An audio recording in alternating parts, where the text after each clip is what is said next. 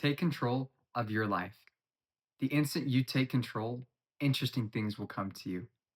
As college students, the odds are seemingly stacked against us 99% of the time. However, there are parts of our lives that we can control. Choosing what we eat is one of them. Before I begin, I want to make it clear that I'm not here to villainize fast food and takeout. I know what it's like to be away from home for the first time with conquering the insurmountable amount of daily tasks. However, through my college experience, I've learned something very important. Fast food is not the answer for your time constraints. My goal today is to provide beneficial insight into the problems and adverse effects associated with fast food, along with providing a beneficial solution that anyone can apply to their lives. Meal prepping. While all food is fuel, fast food comes with some unique and hidden problems and adverse health conditions. I want you to picture this. You finally bought your dream car, but before you roll off the lot, you're told to only put high quality fuel into the car. Otherwise, you're going to run into problems further down the road. This is exactly what happens to our bodies. Fast food is low quality fuel that you're putting into your body. The reason that it is low quality fuel is because it is high in fat, sugars, and simple carbs, leading to a lot of paradoxical empty fuel that is high in calories. In the American Journal of Health Education in 2015, it was a study focused on the relationship between college students and fast food. And one specific purpose of this study was to see if college students were able to estimate the amount of calories in a given fast food item. And they found that only 1 in 5 students were able to do so. And another 24% even underestimated the amount of calories.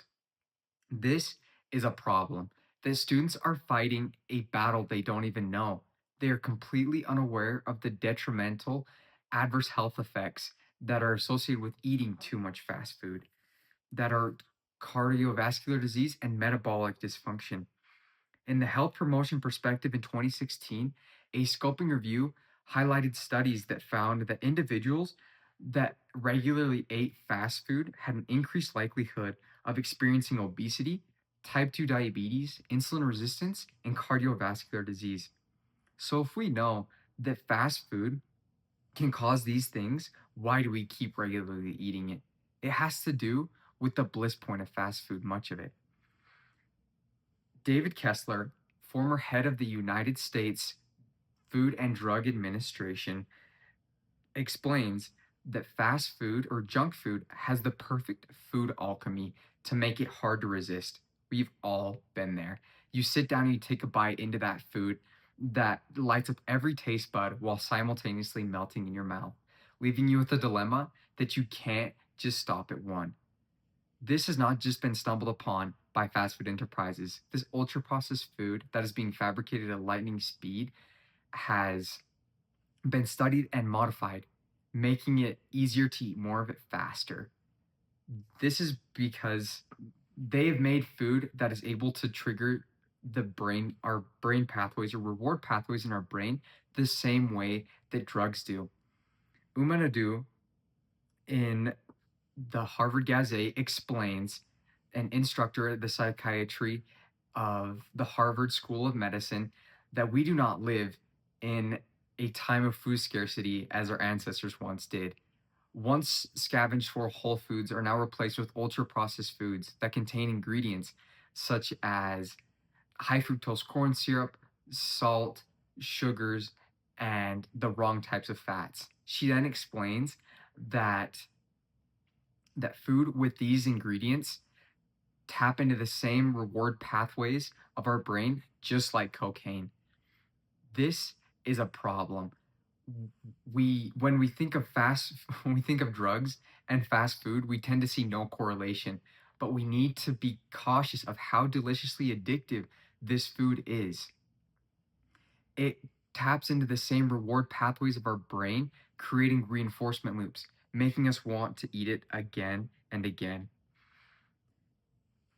Despite all of these health problems that are associated with eating too much fast food, I still find myself eating it simply because I don't feel like I have the time, nor do I want to set apart the time to do it. Because I get it.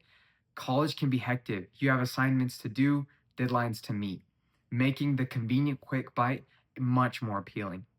But in the words of Nick Bear, owner and entrepreneur of Bear Performance Nutrition, if it matters to you, you will make time. I firmly believe that the convenience of fast food is simply not worth it. But there is a solution to eating good food without feeling like you're losing time: meal prepping. Meal prepping refers to cooking a bulk amount of food that will last you 3 to 7 days during the week. This is a surefire way to eliminate the stress around cooking without feeling like you're losing time.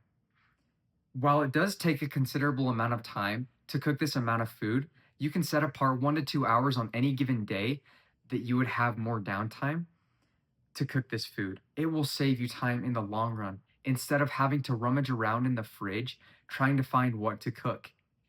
It will also save you time and fewer grocery trips to during the week. All the meanwhile, it will help you with smarter grocery shopping, helping you avoid splurging on unnecessary items. Meal prepping can also help you in lessen the amount of food waste, leading you to not have to throw away so much unexpired or expired uneaten food. And it's also been found that individuals who spend more time on food preparation have a better diet. This will help you feel your best, and we all want to be at the top of our game, especially during finals week. So if you've been nodding your head to all of the health benefits that are associated with meal prepping, then it is clearly for you. But how do you get started? The first and foremost important plan or part of the plan is creating a pregame, is creating a list. There are so many tips, tricks, and recipes online that can help you create the perfect grocery shopping list. And just like any other learned skill, meal prepping takes practice that to be able to master it. The best part is that you can find what works best for your lifestyle. Being flexible is one of meal prepping's greatest strengths. That being said, the possibilities are endless with what you can make. One of the crowning jewels of meal prepping is its ability to be simple. In college, you have so many other complicated tasks that you have to attend to. Don't make cooking food one of those.